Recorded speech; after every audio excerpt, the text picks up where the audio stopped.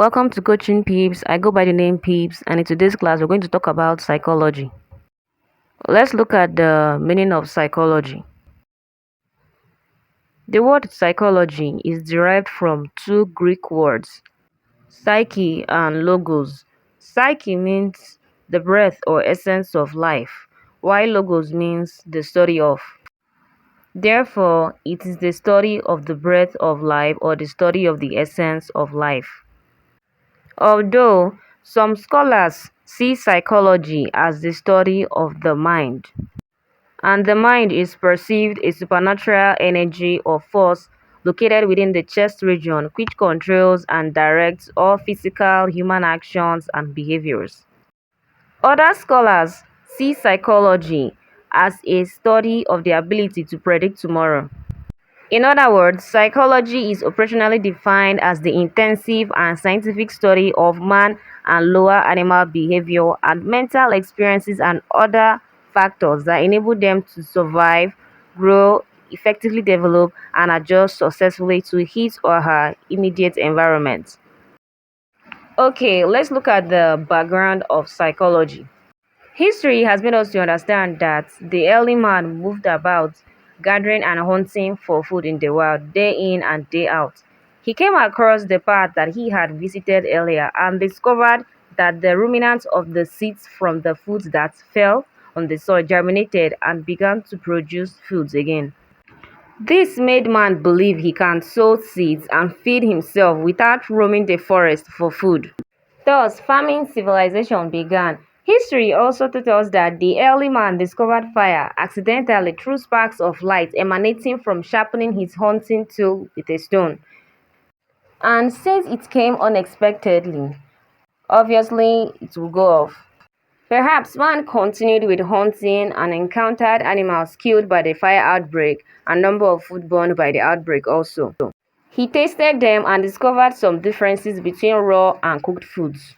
Man made sure that the fire didn't go off whenever the incident of the spark of light occurred. He designed procedures to preserve it so that he can easily obtain fire whenever it was needed.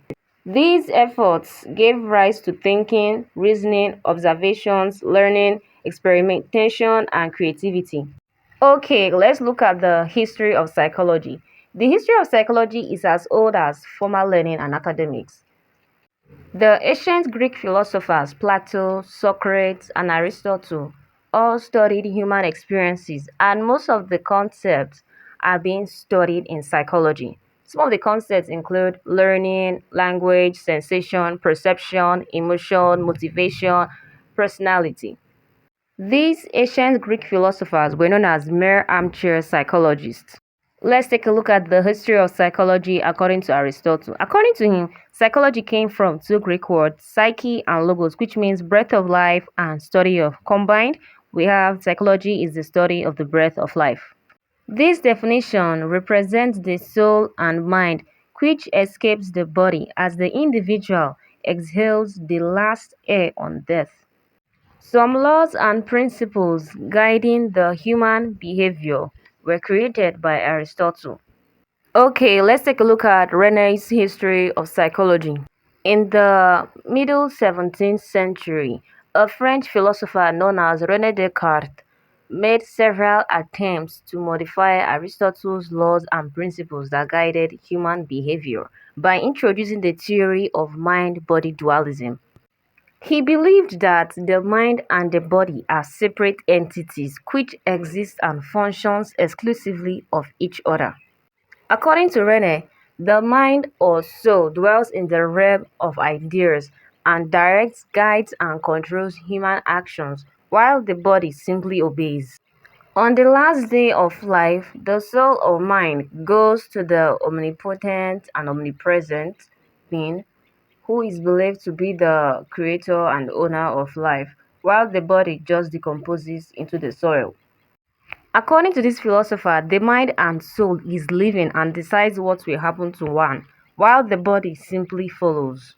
Please take note that a psychologist is a keen observer and an attentive listener. Okay? Let's look at the pioneering works of notable physiologists. One, Ivan Petrovich Pavlov, a Russian scientist who came up with the theory of learning using lower animals like dogs. We have Gustav Theodor Fechner, who worked on human sensation. We have Max Weber, who worked on the theory of human perception, and John Sweat, who worked on the theory of human behavior. Let's take a look on how psychophysics came about. Okay, these physiologists observed that the physical stimulation from the environment helped to translate human sensations or psychological experiences, which helped to bring about psychophysics. For instance, a thermometer under the armpit of a child in a hospital indicates a particular level of mercury position on the tube, which is physical, but the reading of the mercury level reveals whether the child is okay or not. Let's take a look at dreams according to Sigmund Freud. According to Sigmund Freud, a dream is an extension of reality. Okay, when an individual is conscious during the day, he or she might be faced with challenges which he or she will try to control to avoid damage in the future. But as he or she lays down to sleep, the firm control will be lost, and these experiences will begin to manifest unconsciously in the dreams. Okay, let's look at one typical example, the biblical event of the three wise men from the east. They saw the moon or the star signifying the birth of Jesus Christ and went to Galilee to pay homage, but they didn't know the exact location. So they went to King Herod's place, the house of Herod the king, to inquire. He told them also to go and find out the location and let him know so that he can also go and worship too. But as they lay to sleep on their way, they had a dream that an angel warned them not to go back to the house of Herod, indicating that he wanted to kill the baby. Well, it could be that the way the king responded made them to be suspicious. Moreover, drugs like marijuana can cause induced hallucinations. So, in conclusion, a dream is an elongation of physical reality. Before you go, here are some questions to test your knowledge, okay? 1. What is psychology? 2. Explain the theory of mind-body dualism by René Descartes. 3. Who are the mere armchair psychologists? 4. Give a detailed explanation on the background of psychology. And 5. Explain the concept of dreams by Freud. Okay, don't forget to like, comment, and subscribe as I make learning easier. Thank you for watching. Have a great day.